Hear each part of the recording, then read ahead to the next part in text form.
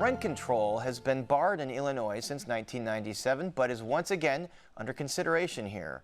The Illinois legislature is weighing whether to repeal the state's ban on rent control, and it's an issue around the country as well. California just became the third state to pass a rent control law. So is rent control the answer to Chicago's affordable housing crisis? Joining us with some answers are Jawanza Malone of the Lift the Ban Coalition and Michael Meany, the Executive Vice President of the Chicagoland Apartment Association and a founding member of the Supporting Housing Affordability, Progress, and Equality, or SHAPE, Illinois Coalition. Gentlemen, welcome to Chicago Tonight. Thank you. Jawanza Malone, a quick definition. What exactly is rent control? So rent control simply means that rent is regulated. The increases for rent are regulated from one year to the next. And Michael Meany, is this something that is positive for the renter? No, it's not. Rent control is counterproductive. Economists from across the spectrum have agreed that rent control is a counterproductive policy. It actually results in higher rents and fewer housing options. And so we are very much opposed to rent control. We think that there are a lot of other ways to address the affordable housing challenge in Chicago and the state of Illinois. Jawanza Moore, your group is very much in favor of rent control. Why do you believe rent control is the answer to affordable housing here? Because in 50 years of having rent control in states across the country, we haven't seen any of the catastrophes that these economists have said are going to happen. And in fact, when you look at the arguments from the Realty Lobby, none of them have come true. And so they essentially sit around a campfire at night and tell scary, spooky stories about what rent control will do, and none of it has ever come true. Michael Meany, remind us why in Illinois since 1997 rent control has been prohibited. Well, the General Assembly passed the Rent Control Preemption Act, which barred any local unit of government from enacting rent control, and that has been the law since then. The leaders at that time felt that and recognized that rent control was not a good policy and enacted that. And we think that the current General Assembly should keep that in place. And there have been efforts to repeal that ban on rent control. Jawanza Malone, so you're saying that there's scary stories here perpetrated by the real estate industry, but most economists do say that the effect here could be fewer apartments being built, more developers deciding to turn apartments into condos because of the constraints of rent control. What's your reaction to that? So there's a couple of things. First, I have to say that when Illinois passed the ban in 1997, it was part of a wave of legislation promoted by the American Legislative Exchange Council. It wasn't about rent control being bad policy. This is a conservative lobbying group, basically. Exactly. The same group that promoted the Stand Your Ground law that George Zimmerman used at his defense after he killed Trayvon Martin in Florida. And so what we have found is that, again, when you look at how rent control has been implemented in parts of New York, parts of California, DC, it allows people to stay in their homes.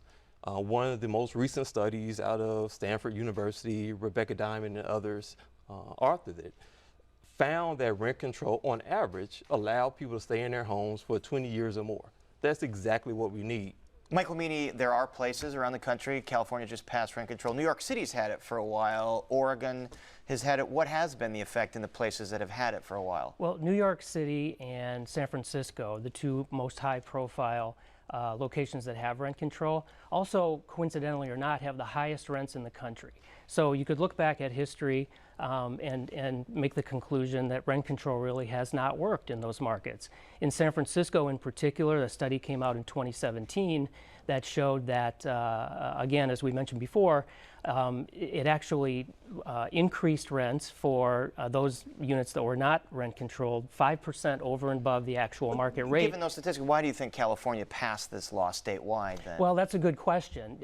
Last November, the voters of California in a statewide referendum overwhelmingly chose to defeat an expansion of rent control, 60% to 40%. So why the General Assembly now has come back and enacted this legislation, I think it You know, there obviously are politics involved.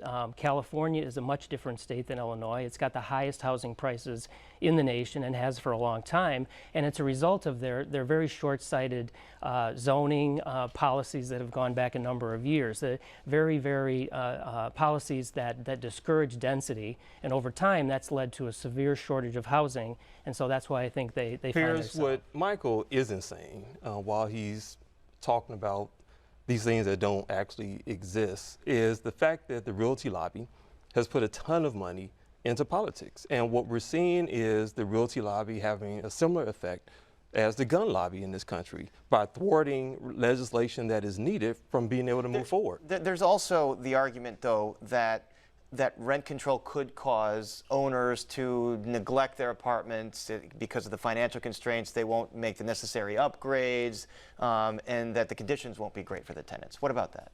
Another myth. Again, when we look at the housing stock in New York, using the example of San Francisco, you will find that the units that are rent controlled are actually the best maintained units in these locales. The reason why we have such high rents in New York and San Francisco is again an effect of the Realty Lobby being able to push back and limit how many units are in fact regulated. So it's the deregulated units that have this rent gouging taking place. Meaning you wanted to respond to that. You know, the way the housing market works,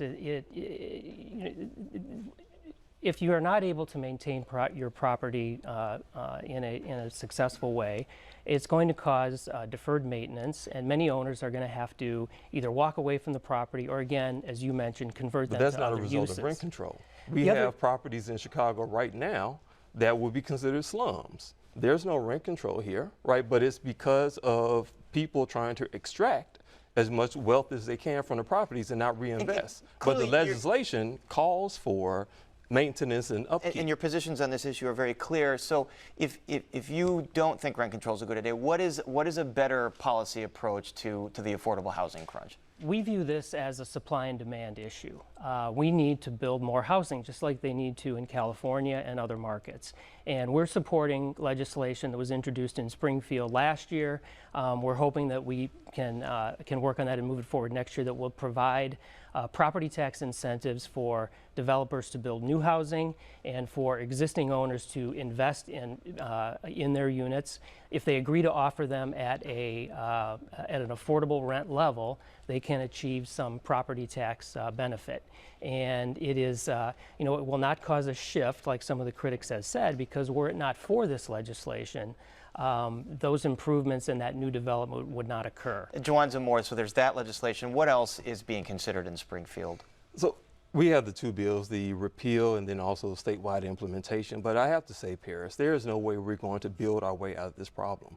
If we look at the deficit in affordable housing in Chicago alone, it's 180,000 units. When we look statewide, that number multiplies by a factor of 20. Those number of units are not going to be built. Rent control has been found through a number of studies over the last 3 years to be the most cost-effective and immediate way to address this crisis. Before we finish, what would the structure of rent control be? Who would decide what the limits are every year? Sure. So the legislation calls for rent increases to be tied to inflation. So the consumer price index, as in theory wages go up, the rent should also be able to go up. There would be rent control boards that would provide oversight to make sure that the amount that's set makes sure that people are not being displaced, but also allows for development. So they would have an eye to what is happening in the market, and this would be over 6 regions. The legislation that Jawanza is referring to, we are very much opposed to that, and it would create another level of bureaucracy. You'd have an elected board that would set the rents. You would have to go to that elected board for approval to make improvements on your property. There's a whole bureaucratic process. Well, sir, there's a lot more to wade into with this issue, and I know it's not going away. Jawanza Moore and Michael Meany, thank you both for your views. Thank you.